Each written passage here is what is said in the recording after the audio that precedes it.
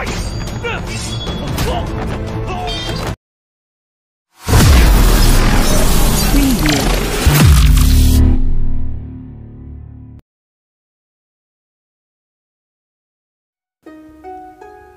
semuanya, kembali lagi dengan saya di channel Box.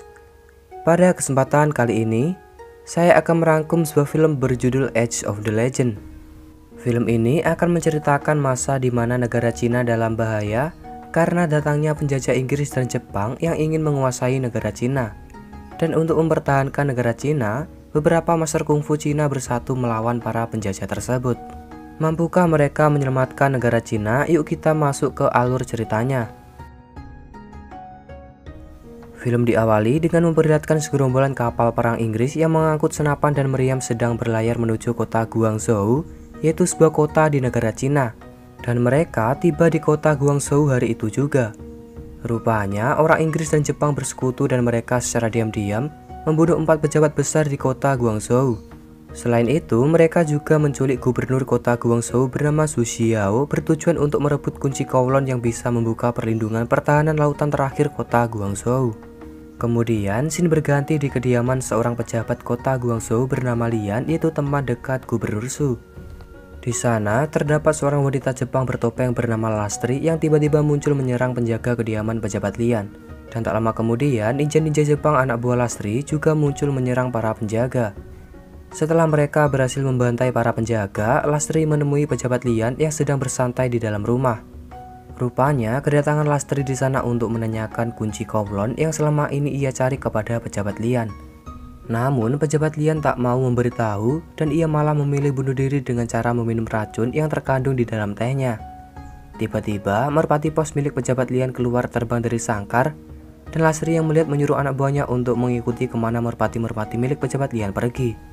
Sementara itu, di kediaman Gubernur Zhu, putranya yang memiliki nama Suchan melampiaskan kesedihannya karena ayahnya diculik dengan meminum arak dan berlatih kungfu. Setelah itu, ketika Suchan berdoa kepada leluhur agar ayahnya kembali, tiba-tiba merpati pos milik pejabat Lian tiba di sana. Suchan yang melihat menghampirinya dan ia menemukan tanda keluarga Lian di cincin merpati. Kemudian, Suchan bergegas ke kediaman Lian dan ternyata di sana sudah terdapat banyak masyarakat dan juga aparat yang sedang menginvestigasi kematian pejabat Lian. Setiba di sana, Suchan menemui tabib Huang beserta Komandan Chen untuk menanyakan tentang kematian pejabat Lian. Selain itu, Suchan juga menunjukkan cincin merpati kepada mereka dan ternyata mereka berdua juga memiliki cincin merpati yang sama dengan yang Suchan punya. Tak berselang lama, terdapat beberapa orang datang di sana dan mereka juga memiliki cincin merpati. Setelah itu, mereka yang memiliki cincin merpati berkumpul di bawah Silin, kemudian mereka berkenalan satu sama lain. Dua di antara mereka memiliki nama Su Heihu dan Liang Kun, yaitu ketua Serikat Bela Diri, serta 4 orang lainnya adalah saudara Liang Kun di Serikat Bela Diri. Dirasa mereka tak memiliki banyak waktu, Suchan meminta kepada mereka untuk mengumpulkan cincin merpati. Setelah terkumpul, ternyata cincin-cincin tersebut ketika digabungkan membentuk tulisan perunggu yang memiliki arti kunci Kowloon ada di tangan para tuan. Mereka semua kebingungan tentang kunci Kowloon, kemudian Komandan Chen menjelaskan kepada mereka bahwa beberapa tahun terakhir, demi mewaspadai musuh menyerang, Kekaisaran pernah membangun meriam Kowloon untuk pertahanan lautan. Dan kunci Kowloon lah yang dapat mengaktifkan meriam Kowloon tersebut. Namun sayangnya, mereka semua kebingungan di mana kunci Kowloon berada, dan tiba-tiba tabib Huang mengambil papan pejabat yang ternyata memiliki simbol yang sama dengan salah satu cincin. Ketika mereka membuka tempat tersembunyi di papan, ternyata di sana terdapat salah satu kunci Kowloon. Dan rupanya dari awal mereka berada di sana terdapat ninja Jepang yang menguping percakapan mereka dari luar. Setelah itu, mereka semua memutuskan berpencar untuk mengambil kunci Kowloon yang ada di kediaman para pejabat. Dan setelah mereka mendapatkan kunci Kowloon, mereka akan berkumpul kembali di bawah Silin. Sementara itu di markas orang Jepang, pimpinan mereka yaitu seorang wanita bernama Sulis mendapat laporan dari Lastri bahwa kunci Kowloon berhasil ditemukan dan Lastri sudah mengutus anak buahnya untuk mengambil kunci Kowloon. Sedangkan Suchan beserta teman-temannya mereka mengambil kunci Kowloon di kediaman para pejabat. Namun tak disangka mereka diserang ninja-ninja Jepang karena para ninja tersebut ingin merebut kunci Kowloon. Dan akibat dari serangan itu, teman Suchan terbunuh serta kehilangan kunci Kowloon. Dan Wu Yi yang tertekan diselamatkan oleh seorang biksu bernama Jingxi. Kemudian dalam keadaan sekarat, Wu Yi menitipkan kunci Kowloon kepada Jingxi serta ia berpesan untuk membawa kunci tersebut ke bawah Silin. Dan akhirnya Wu Yi mati saat itu juga. Sementara itu, Suchan bersama teman-temannya yang selamat kini berkumpul di Bau Silin kembali. Dan ternyata hanya 5 orang yang dapat kembali dengan membawa kunci Kowloon, namun hanya 4 kunci yang berhasil mereka dapatkan karena 1 kunci yang dibawa tapi buang telah direbut oleh orang Jepang. Tak berselang lama, Jingxi tiba di sana dengan membawa Bu Yi yang sudah tewas. Kemudian Jingxi menyerahkan kunci Kowloon yang ia bawa kepada mereka dan ia juga memperkenalkan dirinya kepada mereka. Ternyata tabib Huang sudah banyak mendengar tentang Jingxi karena ia pernah mengobati seseorang di sekitar gunung tempat Jingxi tinggal. Selain itu, ia juga mengetahui bahwa Jingxi memiliki kungfu yang hebat. Setelah itu, tabib Huang menjelaskan kepada Jingxi bahwa kota Guangzhou kini dalam bahaya karena kunci Kowloon telah direbut oleh orang Jepang. Dan mereka berniat mengambil kunci Kowloon kembali dengan cara melepaskan burung cekakak yang memiliki indera penciuman yang kuat. Ternyata kunci Kowloon yang dibawa tabib Huang dan direbut oleh orang Jepang sebelumnya telah tabib Huang celupkan ke cairan obat herbal yang baunya dapat burung cekakak cium dalam jarak jauh. Dan karena Jingxi memiliki kungfu yang hebat, mereka meminta Jingxi untuk bergabung dengan mereka. Namun sayangnya, karena Jingxi seorang biksu yang tak dapat membunuh makhluk hidup, ia pun menolaknya dan bergegas untuk pergi. Setelah itu, Suchan meminjam burung cekakak milik tabib Huang untuk melacak di mana markas orang Jepang berada. Sampai akhirnya, burung cekakak berhenti di suatu tempat, yaitu markas orang Jepang. Di sana, Suchan mengintip dari balik pagar, dan ia melihat orang Inggris datang menemui Sulis.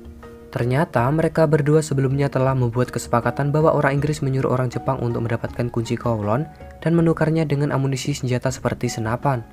Dan karena pria Inggris tersebut menggoda Sulis yang merasa dilecehkan tanpa berpikir lama, ia langsung membunuh pria Inggris tersebut. Setelah itu, Suchan kembali ke Bau Silin dan ia memberitahukan apa yang baru saja ia lihat kepada teman-temannya. Beberapa waktu kemudian, para aparat kini mencari Suchan bersama teman-temannya karena mereka kini menjadi buronan. Suchan yang mengetahui kebingungan mengapa mereka menjadi buronan. Dan ketika ia bertemu dengan Jingxi, akhirnya ia mengetahui alasan mereka menjadi buronan karena mereka diduga telah membunuh orang Inggris. Tak disengaja terdapat aparat yang melihat Suchan, namun ia membiarkan Suchan untuk pergi. Ternyata para aparat tersebut disuruh oleh seorang pejabat bernama Jimin karena ia sudah bekerja sama dengan orang Inggris. Dan terdapat beberapa aparat melapor bahwa mereka tak dapat menemukan Suchan bersama yang lainnya. Sementara itu, Suchan bersama Jingxi kini mendatangi tempat tersembunyi yang memiliki nama Yuezhou untuk bersembunyi. Tiba-tiba, terdapat seorang pemuda bernama Chengke yang terjatuh di hadapan mereka berdua, dan ternyata ia bersama Suchan sudah saling kenal. Tak berselang lama, tabib Huang bersama yang lainnya tiba di sana, dan juga muncul seorang pria pemilik tempat itu mengembalikan uang yang pernah Suchan berikan kepadanya kepada Suchan. Ternyata ia mengembalikan uang karena ia menyuruh Suchan bersama teman-temannya untuk pergi dari tempat itu dengan alasan Suchan bersama teman-temannya kini telah menjadi buronan. Tiba-tiba, seorang putra orang kaya di ibu kota bernama Ren Chao datang menghentikan perdebatan di antara mereka. Dan ia meminta pemilik tempat itu untuk membiarkan Suchan bersama teman-temannya tinggal di sana malam ini. Akhirnya, berkat Ren Chao, pemilik tempat itu mengizinkan Suchan bersama teman-temannya tinggal di sana malam ini. Dan ternyata tabib Huang pernah menyembuhkan luka pada wajah Ren Chao sehingga wajah Ren Chao menjadi tampan rupawan seperti saat ini. Kemudian mereka bergegas ke rumah Chengke untuk menginap di sana. Sementara itu di sebuah kapal orang Jepang terdapat seorang pria yang mencuri sebuah balok dengan cara melemparkannya ke laut, sedangkan adiknya menunggu di tepi dermaga. Namun karena ketahuan penjaga, ia dibunuh oleh penjaga. Beberapa waktu kemudian sang adik membawa jasad kakaknya dengan gerobak. Dan tak disengaja ia bertemu dengan Suchan bersama Chengke. Kemudian ia menceritakan kepada mereka bahwa ia bersama kakaknya mencuri makanan kaleng luar negeri, namun sayangnya kakaknya ketahuan dan dibunuh. Setelah mengetahui luka di leher sang kakak sama dengan yang dilakukan oleh orang Jepang, Suchan bertanya kepada si adik di mana kapal itu berada. Kemudian secara diam-diam Suchan mengambil balok kayu yang telah terjatuh ke laut, dan sesampai di rumah Chengke ia menunjukkan kepada teman-temannya yang ternyata balok tersebut berisi senapan. Mengetahui hal itu, mereka ingin segera melenyapkan barang di atas kapal, namun mereka bingung bagaimana caranya karena kapal itu memiliki tingkat keamanan yang tinggi. Dan akhirnya Suchan memiliki rencana, ia bersama Chengke dan juga Suheu terbang menggunakan alat terbang buatan Chengke dan menjatuhkan peledak di kapal orang Jepang hingga terbakar. Namun sayangnya, Suchan tak dapat kembali bersama teman-temannya. Beberapa waktu kemudian, Suchan yang tertangkap orang Jepang kini ia berada di markas orang Jepang. Dan di sana akhirnya ia dapat bertemu kembali dengan ayahnya. Mengetahui ayahnya berada di sana, Suchan ingin menukar ayahnya dengan semua kunci Kowloon. Dan Sulis memberi waktu 1 jam untuk Suchan mengambil kunci Kowloon. Beberapa waktu kemudian, Suchan ingin membawa kunci Kowloon meskipun teman-temannya melarang. dan tiba-tiba terdapat dua aparat datang yang sebelumnya telah membiarkan Suchan bersama Jingxi pergi. Rupanya, dua aparat tersebut mendengar percakapan Jimin dengan Sulis dan mereka mengetahui bahwa Jimin lah yang memfitnah Suchan dan teman-temannya membunuh orang Inggris. Serta mereka berdua mengetahui bahwa Jimin berkhianat menarik prajurit di pertahanan lautan dan hanya menunggu kapal perang Inggris tiba besok. Oleh karena itu, mereka berdua melarang Suchan memberikan kunci Kowloon kepada orang Jepang. Namun, karena Suchan tetap kokoh ingin menukar kunci Kowloon tersebut dengan ayahnya, mereka pun tak dapat menghentikan Suchan. Singkat cerita, kini Suchan tiba di markas orang Jepang dengan membawa kunci Kowloon, kemudian ia menukar kunci Kowloon dengan ayahnya. Namun tiba-tiba mereka dikepung anak buah Sulis karena perbuatan Suchan yang telah membakar kapal mereka, dan Sulis hanya akan melepaskan salah satu di antara Suchan dan ayahnya. Ketika Suchan ingin melawan mereka, ayahnya melarangnya dan ia meminta Suchan untuk berlutut. Kemudian, Gubernur Su memarahi Suchan karena telah membuat keputusan bodoh, dan ia merasa bersalah karena kini nyawa penduduk kota Guangzhou terancam. Tiba-tiba, Gubernur Su mengambil pedang, namun ia malah mati karena lehernya disayat pedang oleh orang Jepang. Dan Suchan yang melihat ayahnya mati, ia ingin melawan orang-orang Jepang, tapi sayangnya ia tak dapat berbuat apa-apa karena dicekik oleh orang Jepang berbadan besar. Untung saja, orang-orang Jepang masih membiarkan Suchan untuk hidup, kemudian mereka meninggalkan Suchan bersama Gubernur Su di sana. Beberapa waktu kemudian, Suchan melakukan upacara pemakaman ayahnya bersama teman-temannya. Setelah itu, mereka semua berkumpul, serta Suchan menunjukkan tongkat milik ayahnya yang selalu ayahnya bawa selama ini. Dan ternyata, di dalam tongkat itu berisi kunci Kowloon yang asli. Kemudian, Komandan Chen menjelaskan kepada mereka yang kebingungan bahwa semua ini telah direncanakan oleh pejabat Lian. Ternyata, sebelumnya pejabat Lian telah mengumpulkan Suchan bersama teman-temannya untuk membuat sebuah rencana menggunakan kunci Kowloon palsu guna memikat musuh yang keberadaannya belum diketahui. Mereka melakukan itu dengan alasan mereka harus mengetahui keberadaan Gubernur Su yang diculik karena kunci Kowloon yang asli penyelamat kota Guangzhou berada di tongkat milik Gubernur Su yang selalu ia bawa. Dan meskipun mengorbankan banyak nyawa di antara mereka, kini mereka dapat mendapatkan kembali kunci Kowloon yang asli. Setelah menjelaskan semuanya, Komandan Chen menggabungkan kunci Kowloon yang asli. Sementara itu, Sulis bersama Lastri yang sudah mengetahui bahwa kunci Kowloon yang ia bawa adalah palsu, kini mereka berdua mendatangi tempat Jimin untuk meminta bantuan. Namun sayangnya, Jimin yang tak takut mati menolak untuk membantu mereka menemukan kunci Kowloon yang asli. Sedangkan Suchan bersama Ren Chao dan juga Cheng Ke mereka mendatangi bangunan Yue Zhao untuk meminta bantuan penduduk di sana melawan kapal Inggris yang akan segera tiba. Meskipun mereka sudah merosting penduduk agar penduduk mau ikut bergabung dengan mereka, namun penduduk yang ketakutan tetap tak mau ikut bergabung dengan mereka. Setelah itu, Suchan bersama teman-temannya berkumpul kembali dan mereka bersiap-siap untuk melawan kapal perang Inggris yang akan segera datang. Kemudian, Suchan bersama teman-temannya bertemu dengan Sulis beserta pasukannya dan terjadi pertarungan antara mereka.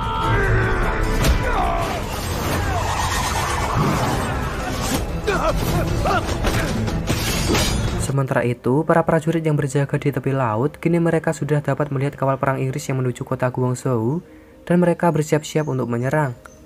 Mendengar tanda kapal Inggris yang akan segera datang, Suchan bersama teman-temannya bergegas untuk mengaktifkan meriam Kowloon, sedangkan Komandan Chen akan menahan orang-orang Jepang sendirian. Tak lama kemudian, penduduk Yue Zhao datang membantu Komandan Chen melawan orang-orang Jepang. Sedangkan Suchan bersama teman-temannya, kini mereka tiba di tempat meriam Kowloon berada, kemudian mereka membuka gerbang serta mereka berpencar untuk mengaktifkan beberapa meriam Kowloon. Setelah menemukan meriam Kowloon, mereka mencoba mengaktifkan meriam Kowloon menggunakan kunci yang mereka bawa. Namun sayangnya, meriam Kowloon yang semula bergerak maju kini menjadi mundur kembali, sehingga mereka mencoba menahan serta mendorongnya. Dan akhirnya, Suchan mengingat tulisan di dinding yang dirasa Suchan aneh, kemudian ia mengajak Cheng Ke untuk memeriksa tulisan tersebut. Setelah berpikir cukup lama untuk menata kembali kalimat yang salah, akhirnya Suchan mengingat perkataan ayahnya sebelum ayahnya meninggal, sehingga ia berhasil merubah menjadi kalimat yang benar dan meriam Kowloon kini dapat aktif. Kemudian, karena kapal perang Inggris sudah memasuki radius penembakan, mereka menembakkan meriam Kowloon beserta meriam kecil lainnya ke arah kapal perang Inggris.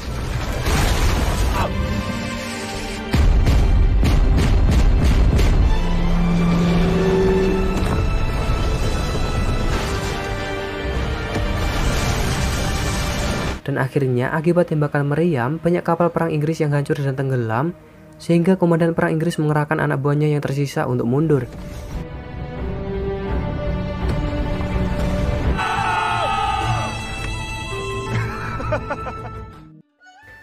Setelah itu, ketika Komandan Chen terjatuh karena tak sanggup melawan Sulis, Su Chen bersama teman-temannya datang di sana. Kemudian mereka mengamankan Komandan Chen, sedangkan Su Chen ia langsung membunuh Sulis. Dan berakhirlah sebuah cerita yang diceritakan oleh seorang pria tentang 10 pahlawan Cina yang berhasil menyelamatkan kota Guangzhou. Film pun selesai, saya Bus pamit, terima kasih dan sampai jumpa.